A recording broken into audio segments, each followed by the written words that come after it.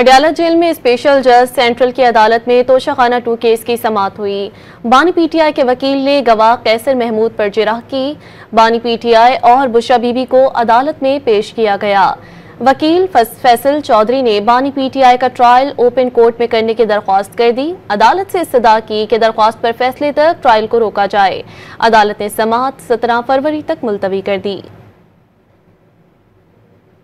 Adiala jail में special जज central की अदालत में तोशाखाना 2 केस की समाअत हुई। बानी पीटीआई के वकील ने गवाह कैसर महमूद पर जिरह की। बानी पीटीआई और बुशरा बीबी को अदालत में पेश किया गया।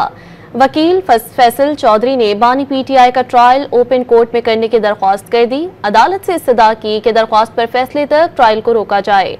अदालत ने समाअत 17 फरवरी तक मुलतवी कर दी। अडयाला जेल में स्पेशल जज सेंट्रल की अदालत में तोशाखाना 2 केस की समाअत हुई। बानी पीटीआई के वकील ने गवाह कैसर महमूद पर जिरह की। बानी पीटीआई और बुशरा बीबी को अदालत में पेश किया गया।